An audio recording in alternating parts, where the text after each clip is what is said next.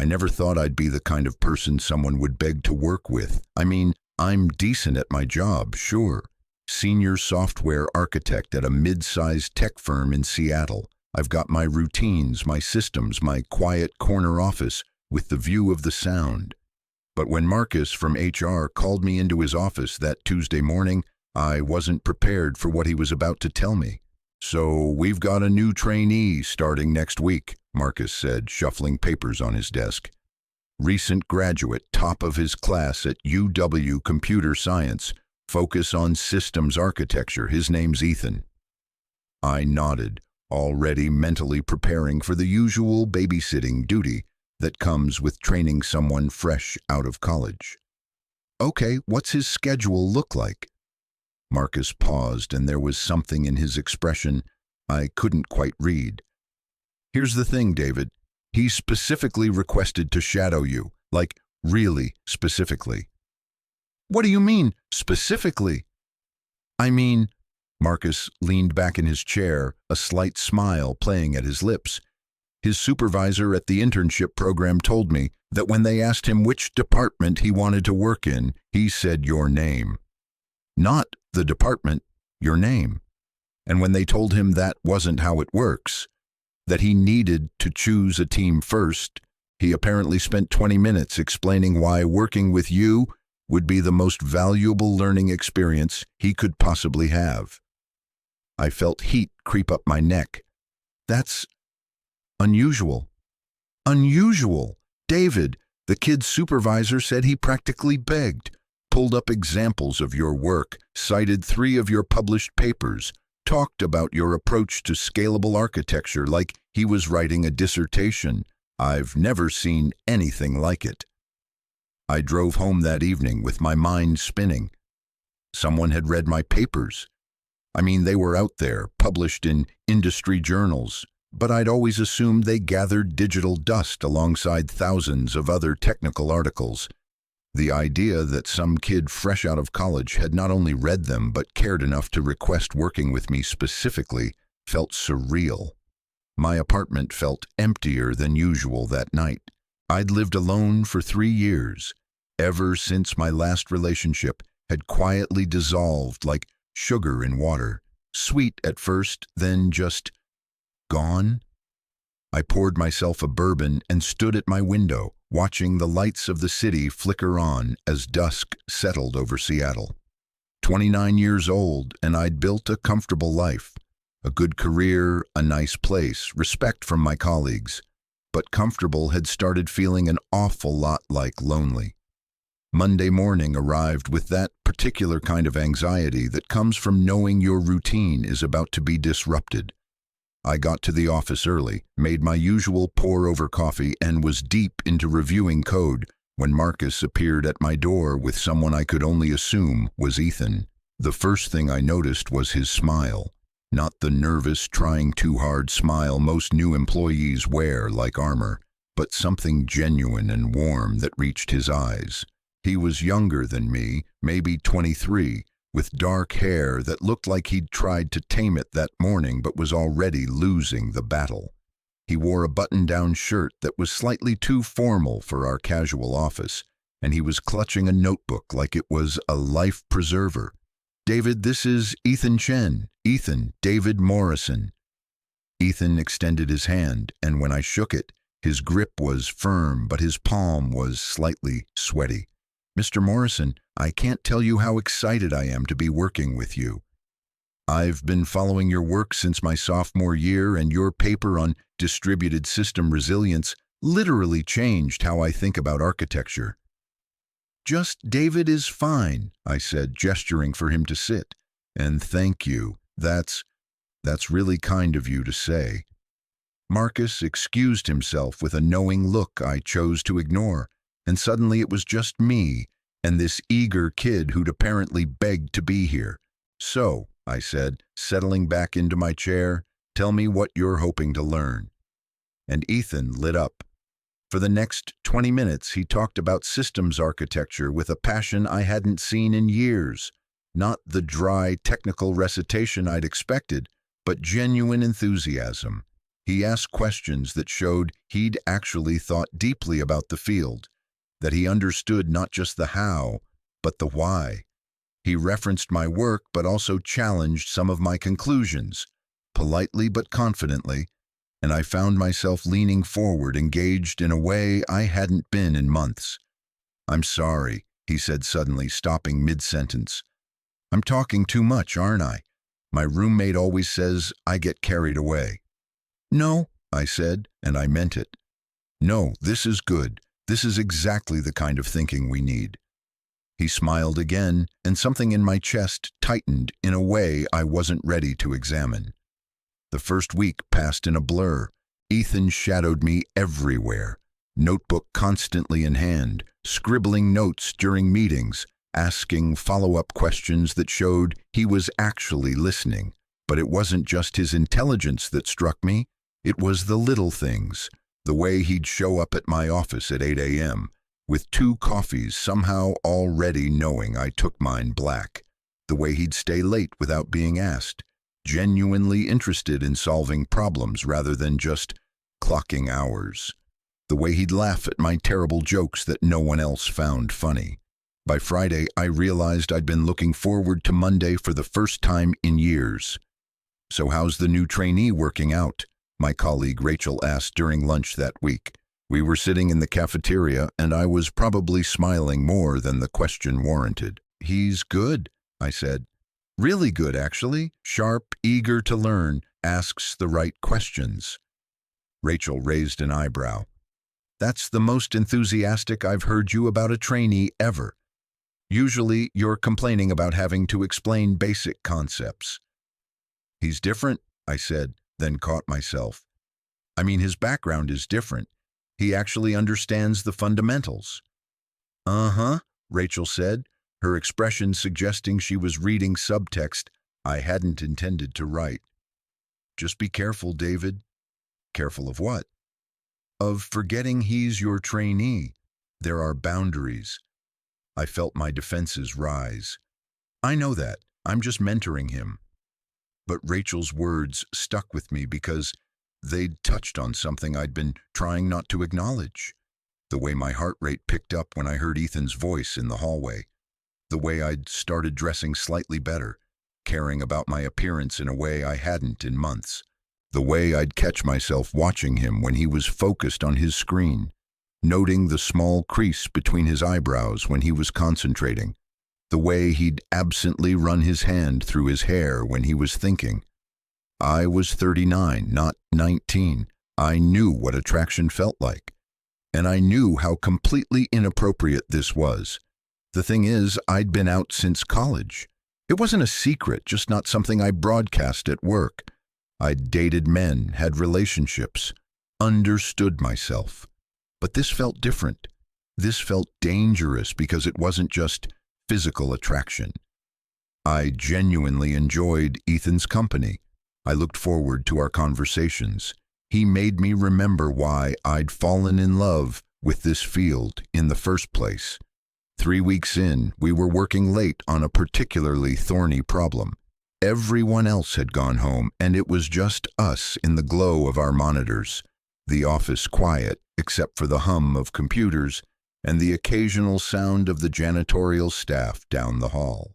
"I think I've got it," Ethan said suddenly, his voice excited. "Look, if we restructure the data flow here and here, we can reduce latency by at least 30%. I rolled my chair over to his desk to look at his screen, and I could smell his cologne. Something subtle, cedar maybe, and underneath it, just him. I forced myself to focus on the code. "That's brilliant," I said, and it was. "How did you even think of that approach?" He turned to look at me, and suddenly I realized how close we were. Close enough that I could see the flecks of gold in his brown eyes. Close enough that I could feel the warmth radiating from his body. "I learned it from you," he said softly, "from your paper on adaptive systems. You wrote about thinking in flows rather than static structures, and I just applied that principle." We stayed like that for a moment too long, and I saw something flicker across his face. Hope, maybe. or recognition. Then he looked away, and I rolled back to my desk, my heart pounding. "We should call it a night," I said, my voice rougher than I intended. "It's late." "Yeah," Ethan said, and was it my imagination or did he sound disappointed? "Yeah, you're right." We packed up in silence, and as we walked to the parking garage together, the air between us felt charged with something unspoken. At our cars, he paused. "David," he said, then stopped. "Never mind. Have a good weekend." I watched him drive away and sat in my car for 10 minutes, gripping the steering wheel, telling myself I was being ridiculous. He was my trainee. He was young. He probably I didn't even know if he was gay. The fact that I wanted him to be was exactly the problem. That weekend was torture. I tried to distract myself with work, with errands, with a long run along the waterfront. But my mind kept circling back to Ethan, to the way he looked at me sometimes like I was someone worth begging to work with, to the sound of his laugh, to that moment in the office when the air between us had felt electric. On Sunday evening, my phone buzzed with a text. It was Ethan. "Hey, I know this is probably weird, but I found this article on emergent behavior in distributed systems and immediately thought of you. Sending the link in case you're interested. Hope you're having a good weekend." I stared at the message for a long time. The article was fascinating, exactly the kind of thing I'd love. But more than that, he'd been thinking about me. On his weekend, he'd read something and thought of me. I typed and deleted 3 responses before settling on, "Thanks for sharing. This is great. See you tomorrow." Professional, appropriate, completely inadequate for what I was feeling. Monday morning, Marcus called me into his office again. "So Ethan's supervisor wants to check in on how the placement is going. Apparently they're getting feedback that he's doing exceptionally well. I wanted to get your take before I file the report." "He's excellent," I said immediately. "Honestly, Marcus, he's one of the best trainees I've ever worked with. He's smart, dedicated, and he actually gives a damn about the work." Marcus nodded, making notes. "And the arrangement is working for you? Having him shadow you specifically?" "Yes," I said. "Absolutely." "Good, because between you and me, his supervisor mentioned that Ethan seems happier than they've ever seen him.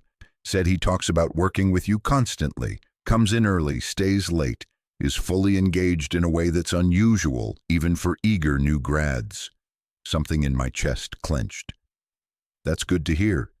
"David," Marcus said, his tone shifting slightly, "I'm going to say something as your friend, not your HR manager.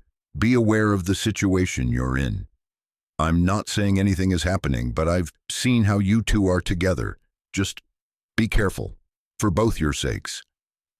I left his office feeling exposed, like everyone could see what I'd been trying to hide even from myself. That afternoon, Ethan and I were reviewing his progress on a project when he suddenly closed his laptop. "Can I ask you something personal?" he said. My stomach dropped. "Sure. Why do you do this? The mentoring, I mean. You're clearly busy. You've got your own projects, but you've spent hours with me, teaching me things that aren't in any textbook." "Why?" I thought about giving him a professional answer, something about investing in the next generation or company culture. But looking at his open, honest expression, I couldn't. "Because you remind me why I fell in love with this work in the first place," I said. "You have this passion, this genuine curiosity that's rare, and honestly, teaching you has been the highlight of my days." His expression softened into something I couldn't quite read. "The highlight?" "Yeah," I admitted. "Is that weird to say?" "No," he said quietly. "No, it's not weird, because working with you has been the highlight of mine. Every day, David, every single day." The way he said my name felt different, weighted with meaning I wasn't sure I was allowed to interpret. "Ethan," I started, not knowing how to finish. "I should tell you something," he said, his words coming faster now, like if he didn't say them quickly he'd lose his nerve. When I asked to work with you, it wasn't just because of your papers. I mean, they're brilliant, and I did read them all, multiple times. But I'd also seen you speak at a conference last year. You probably don't remember, it was a panel on future trends in architecture. And you were so articulate and passionate, and you made this joke about legacy code that nobody else laughed at, but I thought was hilarious, and I knew I wanted to learn from you, to be around you, and I know that's probably inappropriate to admit, but I've been going crazy trying to pretend that this is just professional mentorship when it's been so much more than that for me. My heart was hammering so hard, I was sure he could hear it. Ethan, you're my trainee. There are rules, boundaries. I'm nearly 40. You're just starting your career. This can't, what? He asked, and there was a challenge in his voice now. Can't be real because it feels pretty damn real to me. I see the way you look at me sometimes, David. The same way I look at you when I think you're not paying attention. I'm not imagining this, am I? No, I said, the word escaping before I could stop it. No, you're not imagining it, but that doesn't mean we can act on it. I'm in a position of authority over you. It would be wrong. What if I wasn't your trainee anymore? He asked. What if I requested a transfer to another team? Would it be wrong then? I stared at him. You'd do that? David, I begged to work with you, literally begged. Do you know how embarrassing that was? But I did it because I couldn't stand the thought of being in this building and not having a reason to be near you. So yeah, if the only thing standing between us is a professional boundary, I'll remove that boundary, because this, what's happening between us, I don't want to pretend it's not real anymore. I should have said no. I should have been the responsible one, the adult, the person who understood consequences. But looking at Ethan, at the hope and fear and courage in his expression, I couldn't. Let me talk to Marcus, I said. Let me figure out how to do this right. His smile was like the sun breaking through clouds. Yeah, I said, and felt something in my chest unlock. But Ethan, we have to be smart about this. We can't just... I know, he said. I know, but David, can I just say one more thing? What? I've been waiting to tell you this since the day I started. You're the reason I went into this field. Reading your work, it made me believe that code could be art, that systems could be elegant and beautiful. You made me fall in love with this work, and then I met you and realized the person behind the papers was even more remarkable than I'd imagined. So whatever happens next, I just needed you to know that. I couldn't speak. No one had ever said anything like that to me. No one had ever seen me that way. Thank you, I managed finally. That means more than you know. The next day, I sat down with Marcus and laid it all out. The attraction, the feelings, Ethan's offer to transfer. I expected judgment, maybe even consequences. Instead, Marcus sighed like he'd been expecting this conversation. I'll arrange the transfer, he said. He can move to Rachel's team. She's been wanting someone with his skills anyway. But David, I need you to be sure about this. Office romances are complicated, even in the best circumstances. Age gaps, power dynamics. Even if we fix the reporting structure, people will talk. I know, I said. But Marcus, I haven't felt like this in years, maybe ever. And if there's a chance that this could be something real, I have to take it. He nodded slowly. Then let's do this properly. I'll process the transfer, make it official. Give it a week for the paperwork to clear. Then what you do on your own time is your business. That week was the longest of my life. Ethan moved to Rachel's team, and suddenly I didn't see him every day. We'd pass in hallways, exchange professional greetings, but the easy intimacy we'd built was on hold, suspended in bureaucratic limbo. On Thursday evening, my phone rang. It was Ethan. I can't do this, he said without preamble. I can't pretend I don't miss you. I know we're supposed to wait, but can we just talk? Please? Just coffee? Something? Where are you? I asked. Outside your building. I've been sitting in my car for 20 minutes trying to convince myself not to call you. I looked out my window and saw his car in the parking lot below. Stay there, I'm coming down. We drove to a quiet coffee shop in a neighborhood where no one from work would see us. Sat in a corner booth with overpriced lattes neither of us touched. I'm sorry, Ethan said. I know we're supposed to be professional, wait for everything to be official. But I've been going crazy. Rachel's great, but it's not the same. I miss talking to you. I miss learning from you. I miss you. I miss you too, I admitted. My office feels empty without you there. So what do we do? I reached across the table and took his hand. His fingers interlaced with mine like they'd been designed to fit together. We wait 3 more days, I said. We do this right, and then if you still want this, we figure it out together. I'll still want this, he said, with absolute certainty. I've wanted this since before I even met you. Those 3 days felt like 3 years, but finally the transfer was official. The paperwork cleared, and I texted Ethan, "Dinner tonight?" His response was immediate. "Thought you'd never ask." I picked him up at his apartment, and he answered the door in jeans and a sweater that made him look younger and more vulnerable than he did at work. We went to a small Italian place I loved, tucked away from the downtown bustle, where the lighting was low and the tables were intimate. We talked for hours, not about work, but about everything else. His childhood in California, my years in grad school, his love of hiking, my secret obsession with cooking shows. We laughed until our sides hurt, and somewhere between the pasta and dessert, his foot found mine under the table and stayed there. Walking back to my car, he slipped his hand into mine. It felt natural, right? Like something we'd been doing for years instead of minutes. "Can I tell you something?"